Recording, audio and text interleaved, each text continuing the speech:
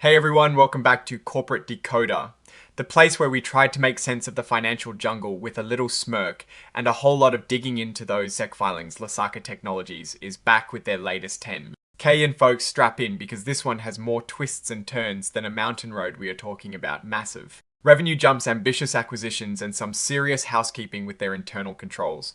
It is a lot, but that is precisely why we are here to break it all down and see what it really means for the company and its investors. So before we dive deep, if you love getting clear, actionable insights straight from these massive reports, hit that subscribe button and the notification bell so you never miss an episode. And hey, if you want to chat about this filing or anything else finance related, join our Discord community linked in the description below. You will find a great group of people there ready to share their thoughts. Let us start by looking at the top line. They pulled in $659.7 million in revenue for 2025. That is a solid 17% jump from the previous year. But here is where it gets spicy. The bulk of that growth seems to be tied to their acquisitions. This is not just organic growth, they bought their way to a bigger number looking at. The merchant segment is still the big dog, making up 80% of their business, bringing in $526.6 million. That grew 15% year over year, which is good. But look at consumer revenue. Well, that absolutely exploded up 39% to $96 million. This is likely fueled by their aggressive cross selling and efforts to get more active customers on their EasyPay platform. Now let us talk about the bottom line, because honestly, this is where things get a little hairy. It shows a staggering loss of $87.5 million for 2025 compared to a loss of $17.4 million in 2024. That is a 402% increase in losses. Ouch, is a massive $18.9 million this year, up from zero last year. And it gets worse, watering at $16.2 million. This is a clear sign that growing through acquisition is coming with a hefty price tag.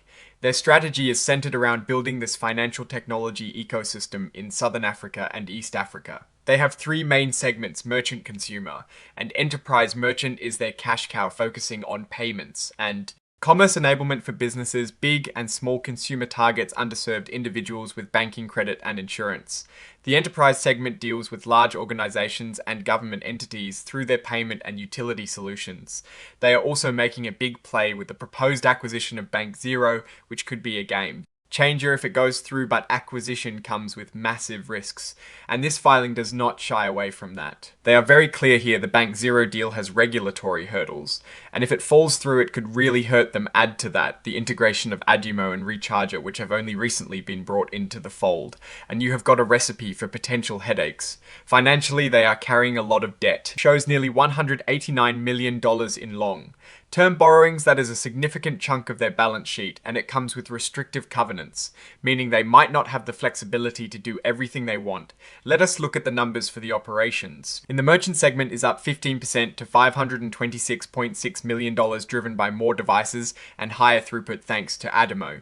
Consumer revenue also saw a huge jump, 39% to $96 million, boosted by more accounts, loans, and insurance policies. Enterprise revenue, however, dropped 9%, which suggests that segment might be struggling a bit.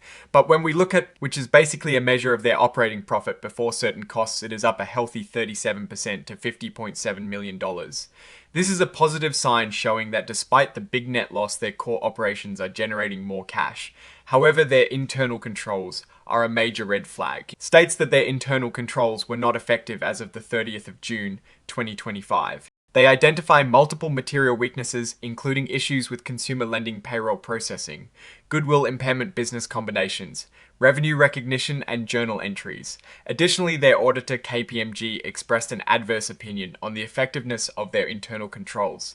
This is serious stuff, and it's why the stock price can be so volatile. Warren Buffett always says, understand the business you are investing in, and Lesaka is definitely a complex business. They are trying to be a fintech powerhouse in emerging markets, which offers huge potential, but also carries significant risks: political instability, currency fluctuations, and navigating diverse regulatory landscapes are constant challenges. They have also got a peculiar situation with their ATM network where they do not actually hold the cash. African Bank provides the liquidity and Lesaka pays them a fee. They are exposed to theft risk and have to repay African Bank for any shortages. This is an interesting model, and you only see these kinds of creative solutions in fast-growing markets looking at though. We see total assets grew to $653.7 million. That growth is largely driven by goodwill and intangible assets from their acquisitions companies, often overpay for acquisitions, and that can lead to significant impairments down the line, which they've already started seeing with that $18.9 million impairment loss.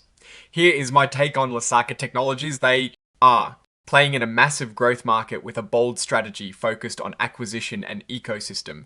Building the revenue growth from their core operations excluding acquisitions is promising, and the consumer segment. Turnaround is a definite bright spot. However, the huge net losses, the significant debt load, and especially the material weakness. EAs in internal controls are massive red flags. These are not minor hiccups. These are fundamental control issues that investors need to watch very closely. The proposed Bank Zero acquisition could be transformative, but it is also a huge risk if it does not happen or goes sideways. The company is taking steps to fix the internal control issues, but it will take time and money to get it right. Until then, expect volatility and be very wary of those ever-present risks in emerging markets. What is your opinion on Lesaka Technologies? Are they a diamond in the rough or a risky bet? Let me know your thoughts in the comments below. If this deep dive helped you understand Lesaka better, please give this video a thumbs up. It really helps the channel grow, and of course if you want more unbiased corporate breakdowns, make sure you are subscribed, and remember to join our Discord community linked in the description for more discussions and insights. Thanks for watching, and I will see you in the next one.